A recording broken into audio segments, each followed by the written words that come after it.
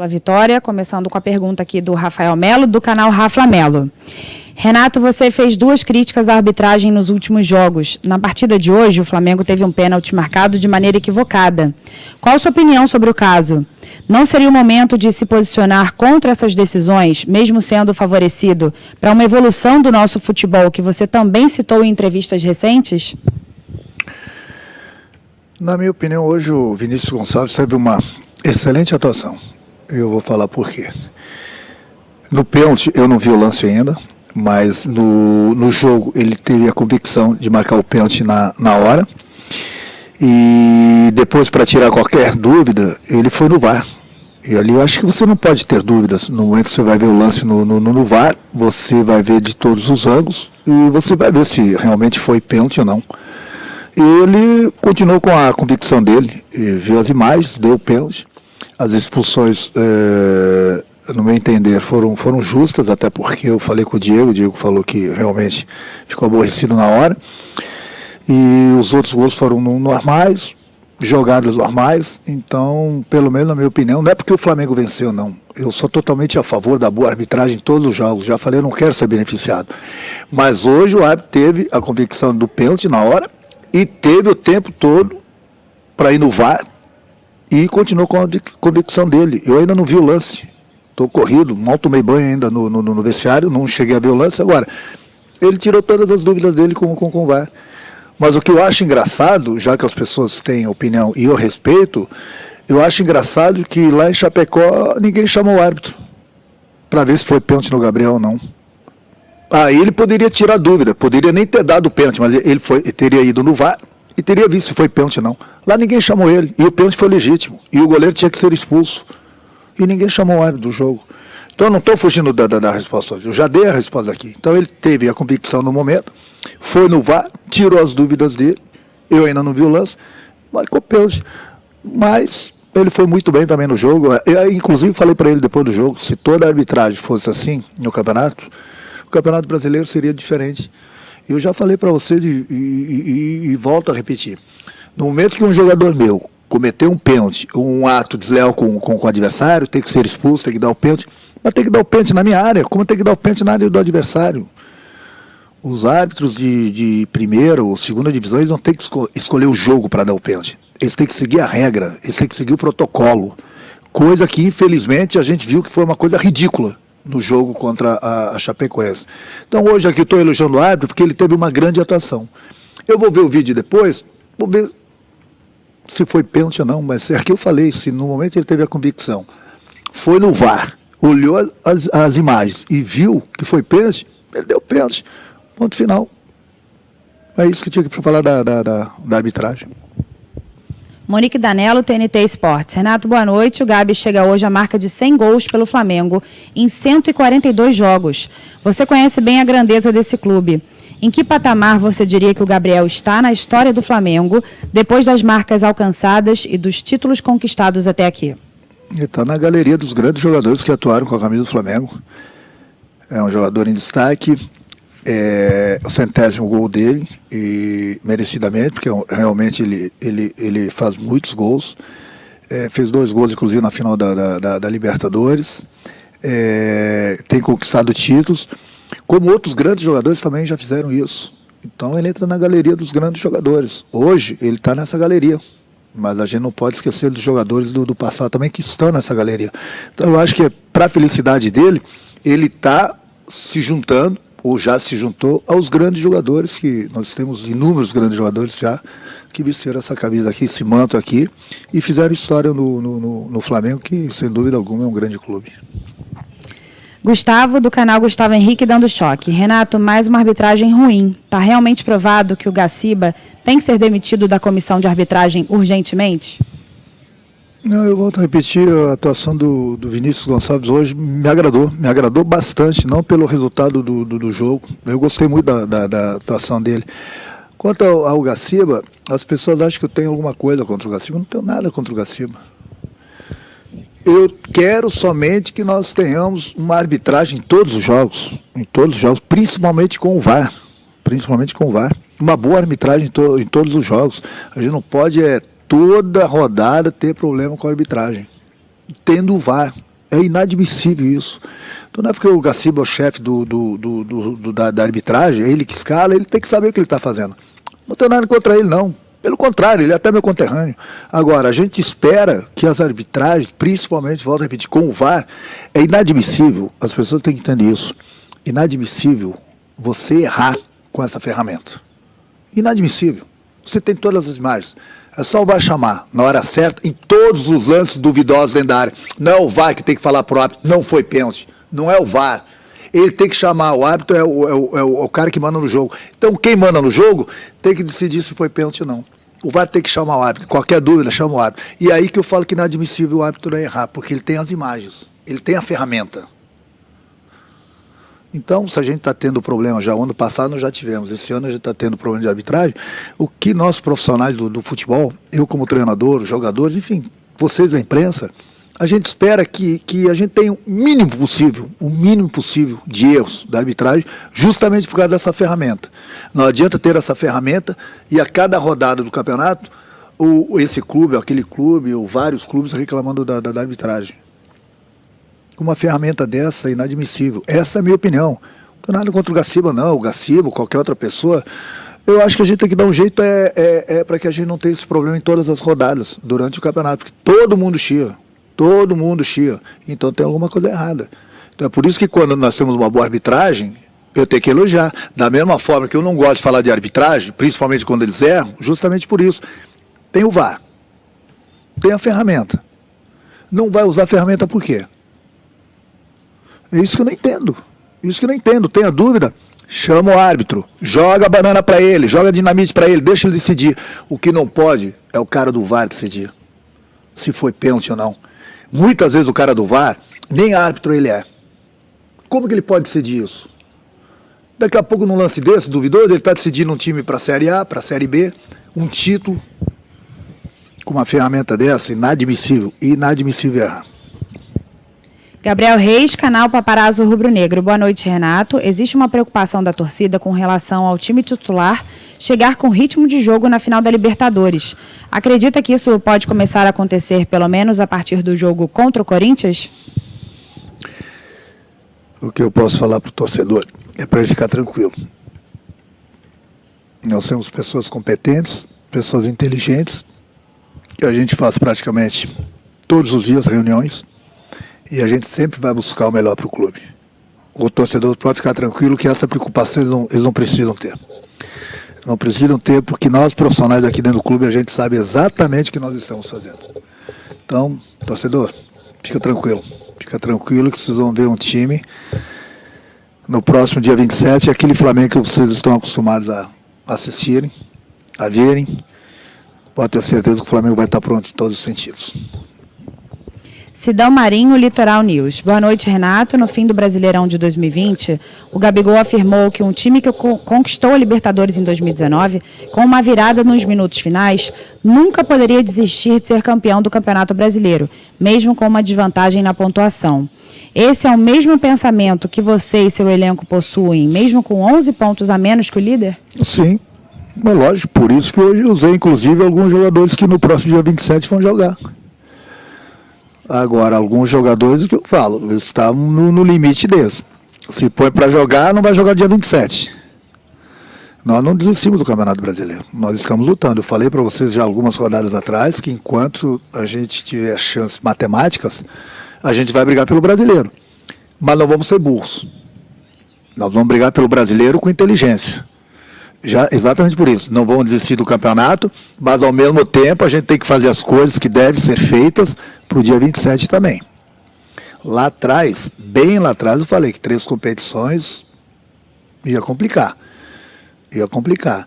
Então hoje a gente está corrigindo algumas coisinhas que nós cometemos errado lá atrás, e não foi por falta de aviso, mas não vamos mais errar. Nós temos uma decisão no próximo dia 27, e nós estamos fazendo as coisas direitinho. A gente está cuidando do grupo, cuidando dos jogadores que estão no limite, recuperando os jogadores que estão no departamento médico, dando ritmo de jogo para todo mundo, para que no próximo dia 27 a gente possa estar aí, de repente, Deus quiser, com 100% dos jogadores, bem, tanto na parte física, recuperados, e com ritmo de jogo para que a gente possa fazer essa final contra o Palmeiras. Mas eu volto a repetir, nós não desistimos do Campeonato Brasileiro ainda não. Tanto é que nós vencemos o Bahia. Se nós tivéssemos desistido do Campeonato Brasileiro, colocaríamos uma equipe de garotos para jogar esses últimos jogos, e não é o caso. Então, quando a gente falou que nós estamos dando ritmo para os jogadores, de jogo para todo mundo, recuperando os jogadores no departamento médico, segurando alguns jogadores em alguns jogos porque eles estão no limite, a gente está sendo inteligentes, porque nós estamos de olho no Campeonato Brasileiro, mas também estamos de olho ali na frente, que é o final da Libertadores. Wesley Ramon, Portal Urubu Interativo. Renato, boa noite. Como já vem sendo algo natural, Michael vem se destacando a cada jogo que passa. Sempre que o atacante pega na bola, a torcida já espera alguma boa jogada dele. Hoje o jogador pode ser considerado seu trunfo em campo? Eu vou contar uma historinha do Michel. Quando eu cheguei no Flamengo, tem a mulher de um amigo meu que pediu uma camisa do Flamengo. Eu dei uma camisa do Flamengo para ela. Ela falou, Renato, essa camisa não serviu porque ela é grande. E eu falei assim, olha só, para você, a única camisa que vai dar pelo teu corpo é do Michael. E o Michael, quando chega no Flamengo, está muito embaixo. Ela me serve. Hoje, eu estou oferecendo 5 mil pela camisa dela do Michael. Você vê como é que são as coisas? Lá atrás ele estava embaixo, como você falou. Hoje ele está valorizadíssimo. E eu contei essa história para ele. Eu acho mais importante tudo que a gente conseguiu recuperar mais um jogador importante. Tem sido decisivo para a gente. E tenho certeza que ele vai continuar nos ajudando muito durante o Campeonato Brasileiro e lá no próximo dia 27. Então, quanto mais jogadores nós tivermos em condições, mais dor de cabeça eu vou ter. Mas essa dor de cabeça eu já falei que todo treinador gosta de ter. Caê Mota, GE. Renato, boa noite. Queria que você falasse sobre a tentativa de ter Gabriel e Bruno Henrique enfiados, que você já testou algumas vezes. É algo que te agrada como estrutura de jogo ou são experimentos para uma situação extrema, se necessário na final da Libertadores, por exemplo? Obrigado. As duas coisas. Experimento. Ver se me agrada. Pode acontecer no final da Libertadores, pode não acontecer. Eu tenho que ir mexendo as peças, eu não posso ficar somente no plano A. Às vezes o plano A não está dando certo, tem que ir para o plano B, para o plano C, dependendo do que está acontecendo no jogo. E até porque é uma maneira do próprio Bruno Henrique não se desgastar muito atrás do lateral, até pela sequência de jogos, agora que ele está voltando de lesão. Mas é uma formação que me agrada bastante. Mas o que eu falei, o importante é colocar, fazer algumas experiências, para eu tirar algumas dúvidas que eu tenho na cabeça para o dia 27. Sérgio Lobo, Sport TV. Renato, a escalação da equipe hoje sinaliza que o momento agora é de recuperar jogadores fisicamente, clinicamente e de aproveitar os jogos para você experimentar e dar ritmo a outros do elenco? Você planeja nas partidas em Porto Alegre contra a dupla Grenal, antes da viagem a Montevidéu, escalar o time que vai enfrentar o Palmeiras na decisão? O Sérgio Lobo pode ficar tranquilo, que já mandei um recado para o nosso torcedor. Pode ficar tranquilo que a gente sabe o que a gente está fazendo. Os jogadores vão chegar com ritmo de jogo no próximo dia 27. E a gente está fazendo exatamente o que eu falei e o que ele mesmo falou. A gente está recuperando todos os jogadores, dando ritmo para os jogadores. Porque a gente não sabe o que vai acontecer lá na frente. Daqui a pouco eu não dou ritmo para um jogador da posição, daqui a pouco eu não tenho o jogador da posição porque ele se machucou. E aí, eu faço o quê? Eu vou botar o jogador totalmente sem ritmo? Então é por isso que eu falei, nós tem pessoas inteligentes aqui dentro, a gente tem conversado, trocado ideias, e a gente sempre vai buscar o melhor pro clube. Pode ficar tranquilo, por isso que eu estou tranquilizando o torcedor. No próximo dia 27 a gente vai fazer de tudo até lá para que a gente tenha todos os jogadores em condições, com ritmo de jogo, recuperados e não estarem no limite, como alguns jogadores que vinham jogando estavam, e a gente está dando justamente essa parada neles em alguns jogos, justamente para que a gente possa ter esses jogadores 100% no dia 27. Mauro Santana, canal do Mauro Santana. Você já disse que muitos não conhecem a realidade das condições do elenco. Então, qual a real condição de desgaste dos jogadores e da recuperação dos atletas, principalmente projetando a final da Libertadores? Bom, quem sabe de tudo isso são os profissionais que trabalham dentro do clube. Que nós trabalhamos com jogadores diariamente. Que eu converso com jogadores diariamente. Então, lá atrás eu falei, 3 competições É uma palavra impossível, é difícil de se falar, mas é quase que impossível você vencer as 3 competições.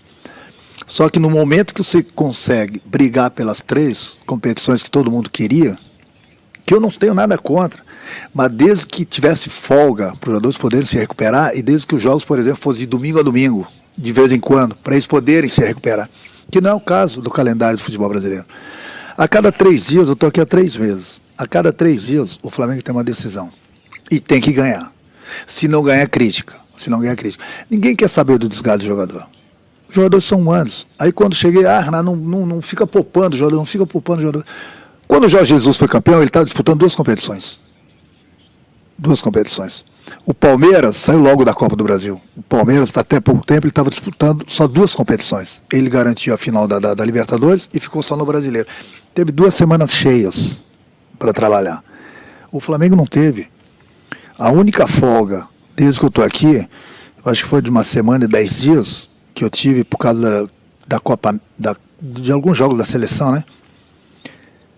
Que eu poderia treinar a equipe. O que aconteceu? Eu tive 4 jogadores que estavam na seleção, 6 jogadores no departamento médico.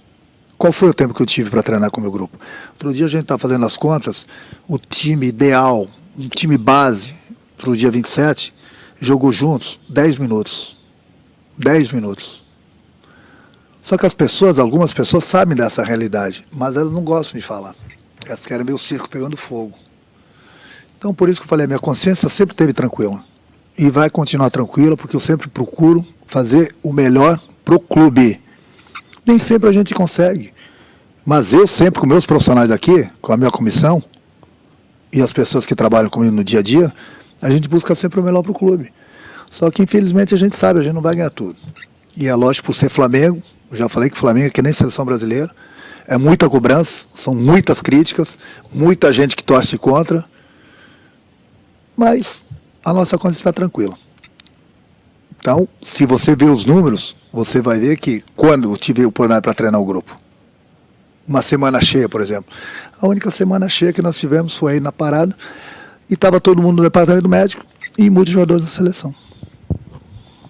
Rafael Penido, coluna do Fla. Renato, você tirou o Ramon e colocou o Bruno Henrique. Antes o lateral já havia sido substituído para a entrada de Vitinho. Com isso, o Thiago Maia passou a atuar na faixa em diversas ocasiões. Você, que já afirmou não gostar de improvisações, já treinou com o atleta nesse posicionamento? Estuda essa mudança em outras ocasiões? Mas é que eu falo, ainda bem que ele está perguntando agora. A pergunta ideal seria, o Maia estava de lateral esquerdo ou não? Ele não está de lateral esquerdo. Aí entra a inteligência do treinador ou a burrice do treinador. Aí depende de cada um como pensa. Se eu estou com um jogador a mais, eu tenho que tirar proveito disso. Então, se eu tirei o Ramon, porque o Ramon vem jogando todos os jogos, estava desgastado, eu deixei o Maia por dentro ainda. Ele vinha cobrir, supostamente, uma jogada juntamente com o Michel pelo lado. Supostamente. E tinha o Rodinei aberto do outro lado, juntamente com o Vitinho. Então, no momento que eu tenho um homem a mais, eu tenho que tirar proveito disso. Eu não posso deixar 4 jogadores lá atrás, praticamente o adversário não me atacando. E eu tenho que colocar atacantes justamente para atacar o adversário, justamente para tirar proveito desse homem a mais. Então, foi justamente isso que eu fiz. Eu não coloquei o Maia na lateral. Ele continuou jogando por dentro. Quando nós éramos atacados por ali, ele dava o apoio pro Michel. Marcos Coelho, Rádio Tupi. Renato, qual a importância de ter um bom ambiente, um bom clima no grupo, além do que é apresentado em campo para a evolução até a final do dia 27? De quem foi essa pergunta? Marcos Coelho, Rádio Tupi. Ô, Marcos Coelho, deixa eu falar uma coisa. O bom ambiente, ele é necessário sempre, mas o bom ambiente nós temos desde a minha chegada aqui no Flamengo. O nosso ambiente ele é maravilhoso. Eu sempre falei para vocês que eu trabalho com um grupo maravilhoso, um grupo inteligente, um grupo trabalhador. Infelizmente, em algumas ocasiões, as vitórias não vêm. Mas os números estão aí. Mesmo tendo disputado 3 competições, os números estão aí. Nós não vamos ganhar todos os jogos. Agora, o nosso ambiente sempre foi maravilhoso. Pode ter certeza que ele vai continuar assim. Porque a gente se respeita, a gente conversa. Eu converso bastante, troco bastante ideias com o meu grupo. Tem as pessoas por fora que me ajudam bastante também. Então o nosso ambiente ele é muito bom. Quando o torcedor fica bravo, fica triste, a gente entende. Porque nós também estamos tristes em determinados jogos e chateados por a gente não conseguir as vitórias.